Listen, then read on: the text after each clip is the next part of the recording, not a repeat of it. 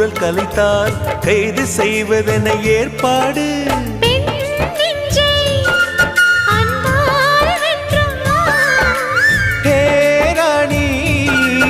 அந்த இந்திரலோகத்தில் நான் கொண்டு தருவேன் நான் ஒரு பூவீதம்.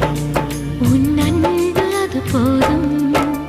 தொடு தொடுவெனவே வானவில் என்னை தூரத்தில் அழைக்கின்ற நேரம். விடு விடுவெனவே வாலிப மனது விண்வெளி விண்வெளி ஏறும். மன்னவா ஒரு கோயில் போல் இந்த மாளிகை எதற்காக?